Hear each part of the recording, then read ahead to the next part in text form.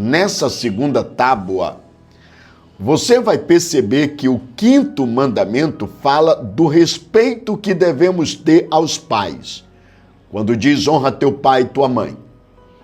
O sexto mandamento fala do respeito à vida, que diz não matarás.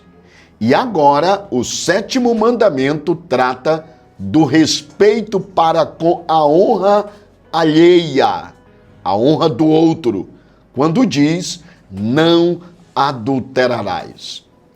Note você que o sexto mandamento está apontando para a pureza do sexo e tem como vista preservar a integridade do casamento. Esse mandamento nos ensina que o sexo foi criado por Deus, ele é santo, ele é puro, ele é deleitoso, quando praticado dentro da integridade da relação conjugal. Aliás, eu vou enfatizar isso mais uma vez, porque eu quero que isso fique impregnado nas tábuas da sua memória. Você percebe nesse sétimo mandamento que diz não adulterarás, que ele aponta para a pureza do sexo e ao mesmo tempo ressalta que ele visa preservar a integridade do casamento.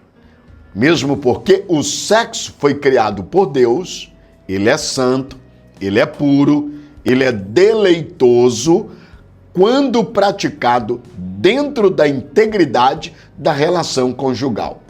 Porém, toda prática do sexo antes do casamento é fornicação, é prostituição, e aqueles que o praticam estão sob juízo divino.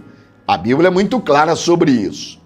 E o sexo praticado fora do casamento, numa relação extraconjugal, é chamada de adultério.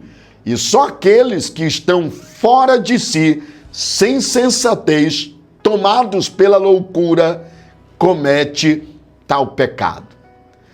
Porém, é interessante, o sexo no casamento é ordenança divina e tem exatamente a bênção de Deus. Agora, infelizmente, é real o que eu vou dizer para você. Em uma sociedade que aplaude a infidelidade conjugal e que faz apologia à promiscuidade, nós precisamos ouvir a lei de Deus como igreja, como povo de Deus. Precisamos ouvir a lei de Deus que diz não adulterarás. E por quê? Porque os adúlteros não herdarão o reino de Deus, a menos que se arrependam. Vou repetir. Não adulterarás aponta que os adúlteros não herdarão o reino de Deus, a menos que eles se arrependam. Na verdade, quando você olha para o sétimo mandamento, você percebe que esse mandamento exige a conservação da nossa própria castidade e do nosso em relação ao do nosso próximo. E isso envolve coração, palavras e comportamento. Eu vou repetir, porque de repente isso não ficou bastante claro. Esse sétimo mandamento exige a conservação da nossa própria castidade e do nosso próximo em relação ao coração, palavras e comportamento. E por quê? Vou explicar para você. De um outro modo, o que eu estou dizendo é que esse mandamento chama a mais do que uma mera abstenção da atividade sexual fora da união e do casamento. Chama a nossa atenção para a pureza também em relação ao sexo, no pensamento e nas palavras. Não podemos desonrar, em hipótese alguma, a honra alheia, praticando um ato de infidelidade numa relação extraconjugal, seja em relação esposa, seja em relação ao marido, seja em relação ao próximo. E o que é pior, nós precisamos ter cuidado com a pureza sexual da nossa mente, envolvendo os nossos pensamentos e as nossas palavras. Por isso é que eu estou dizendo que o 7º mandamento exige de todos nós a conservação da nossa própria castidade e do nosso próximo também. E essa castidade envolve o nosso coração, as nossas palavras e o nosso comportamento em relação à honra alheia, principalmente no que diz respeito à questão sexual. O adultério, a infidelidade, são atitudes que desonram o próximo, seja a esposa, seja o marido, seja o amigo que foi ofendido, a amiga, a grande verdade. Isso é um grande pecado e que tem sérias consequências e implicações na vida das pessoas que o praticam. Portanto, o sexo só desfruta da bênção de Deus quando praticado dentro dos limites do casamento. O sexo tem um propósito supremo, que é a glória de Deus. Ora, uma vez que o sexo foi criado por Deus, e a Bíblia diz que todas as coisas vieram à existência por Ele, por meio dEle, pelo poder dEle e para a glória dEle, não há como não compreender. O sexo existe para a glória de Deus, a satisfação do homem e da mulher, mas somente pode ser aprovado e resulta na glória de Deus dentro dos parâmetros da união hétero. O que é isso? A relação entre um homem e uma mulher conjugalmente casados. Essa que é a grande verdade.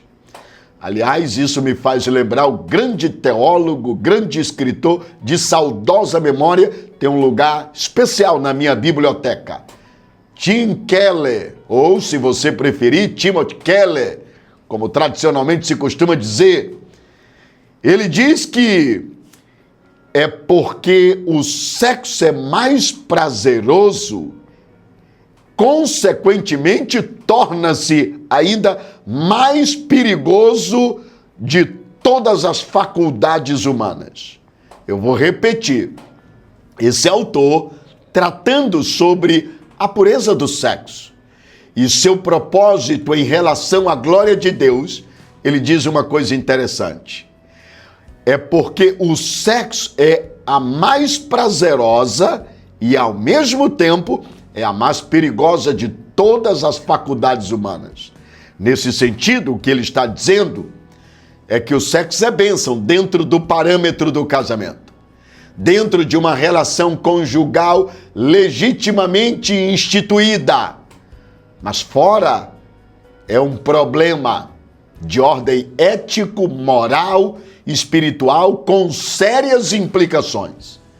O sexo se parece muito com o fogo. E por quê? Note bem, o fogo aquece, conforta e purifica.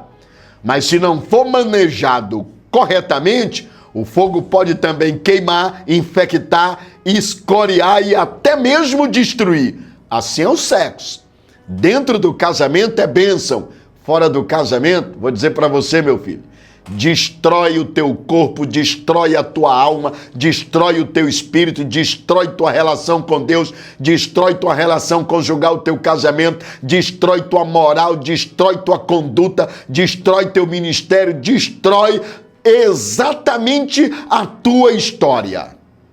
Por isso eu vou dizer para você, o mandamento é claro, não adulterarás. Aliás, eu já vi esse filme acontecer em inúmeras situações com muitas pessoas ao longo dos anos. Gente que num dado momento de fragilidade, falta de discernimento, falta de vigilância, falta também de integridade espiritual, vacilou, não vigiou, caiu nas armadilhas do sexo fora do casamento. E aí, como a Bíblia diz, eu vou dizer: há caminho que ao homem parece direito, parece ser bom, mas ao cabo, ou seja, no final dele, dá em caminho de morte. E aí vou dizer para você, entrou em ruína, fracassou, entrou justamente numa derrocada, porque o adultério, a prostituição, o sexo fora do casamento destrói famílias, casamentos, amizades, integridade, honra. Por isso que dentro da relação com o próximo, esse 7º mandamento diz: não adulterarás. Isso aqui que eu estou lhe compartilhando é fato, uma verdade bíblica que você não pode se esquecer. Aliás, isso precisa estar empregado nas tábuas da sua memória. Vou dizer para você, querido irmão, querida irmã, você pastor, obreiro, líder, irmã, pai, mãe de família, você filho, filha, você que está me ouvindo. O adultério é abominável aos olhos de Deus. Tanto que o seu alcance foi ampliado pelo próprio Jesus lá no Sermão do Monte. Lembra de Mateus capítulo 5, versículo 27 a 30? Eu faço até questão de ler para você. O texto de Mateus capítulo 5, a partir do versículo 27 ao 30, diz assim, ó. São palavras de Jesus. Vocês ouviram o que foi dito? Não cometa adultério. Eu, porém, lhes digo, todo o que olhar para uma mulher com a intenção impura, já cometeu adultério. Adultério com ela no seu coração. Aí o 29. Se o seu olho direito leva você a tropeçar, arranque-o e jogue-o fora. Pois é preferível você perder uma parte do seu corpo do que ter o corpo inteiro todo lançado no inferno. Aí o 30. E se a mão direita levar você a tropeçar, corte-a e jogue-a fora. Pois é preferível você perder uma parte do seu corpo do que o corpo inteiro ir para o inferno. Isso aqui são palavras de Jesus. Eu não estou inventando nada. Aliás, não estou adicionando nada ao texto e nem tampouco eu estou subtraindo. Estou sendo íntegro. É o que o texto diz, e como dizia João Calvino, o texto diz exatamente aquilo que ele está dizendo. Não adulterarás. Sabe por quê? Isso tem implicações. Interessante que os rabinos do judaísmo, os mestres do judaísmo, nos dias de Jesus, limitavam o adultério apenas à infidelidade sexual. Jesus, porém, vai muito mais além, amplia o real significado desse pecado e diz, para o olhar lascívio e o coração impuro. Ele diz, embora os homens não possam julgar o olhar adúltero e o coração impuro, Deus que sonda os corações conhece tudo e todos. Por isso ele diz, quem olhar para uma mulher desejando, no seu coração, digo, já cometeu adultério. Significa que tanto o ato quanto a intenção já caracteriza justamente um pecado diante de Deus. Por isso, você bonitão que acha que é o gostosão e que acha que é o bambambam, o pedaço, o rei do pedaço e que diz eu pego todas, você vai se acertar diante de Deus e encarar o tribunal de Deus na tua vida. E aí eu quero ver se você é o bambambam. Por isso eu vou dizer para você, o mandamento é não adulterarás. Homem que é macho de verdade, é fiel à sua esposa, é íntegro no seu casamento, é leal a ela a todo e qualquer momento e a todas as circunstâncias e luta justamente para ser fiel até o fim. Nisto, eu vou dizer para você, Jesus condena a intenção como se fosse um pecado consumado. Ou seja, não basta ir à cama do adultério para que seja quebrado o 7º mandamento, Para Jesus basta você ter a intenção de arrastar para a cama a pessoa ilicitamente desejada. E aí sabe o resultado? Jesus diz, você já adulterou. Portanto, cuidado, meu querido. Pena que o nosso tempo não nos permite ir um pouco mais adiante, mas eu acho interessante. O comentarista expositivo, e ele é uma das minhas maiores fontes de pesquisa, comentarista Wisby, ele faz uma observação. Ele afirma que o desejo e a prática não são idênticos. Notem bem isso. O desejo e a prática não são idênticos, mas em termos espirituais são equivalentes. Ou seja, o olhar, conforme está lá em Mateus 5:28, que Jesus menciona, não é apenas casual e de relance. Antes é um olhar fixo e demorado com propósitos lascívios. Portanto, o homem descrito por Jesus, ao olhar para a mulher com o propósito de alimentar seus apetites sexuais interiores, como um substituto para o ato sexual em si, já pecou. Isto não é uma situação acidental, mas é um ato planejado. Portanto, eu vou dizer, não faz diferença entre olhar desejando, cobiçando, possuindo ou praticar o ato. É adultério. Portanto, querido irmão, olha, eu vou lhe dar um conselho, não perca o programa de amanhã, porque nós vamos fazer algumas colocações práticas dentro da nossa vida cristã, ressaltando a importância de guardarmos esse mandamento, e ele visa não apenas a nossa felicidade e o nosso pleno contentamento e satisfação dentro do casamento, mas também a preservação da integridade e da honra alheia, a começar da esposa, a começar do marido, a começar do próximo. Por isso que a Bíblia diz, não adulterarás. Que Deus tenha misericórdia de todos nós. Pai, nós te agradecemos pelo privilégio de poder ouvir a tua palavra e refletir sobre ela. Que a tua graça, Senhor, esteja poderosamente sobre a nossa vida, sobre a vida de cada casal, marido, esposa, filho, filha, e que nós vivamos em santidade e pureza para a tua glória, e nós tenhamos famílias bem ajustadas, casamentos bem ajustados, e assim a tua bênção esteja sobre todos, hoje e sempre.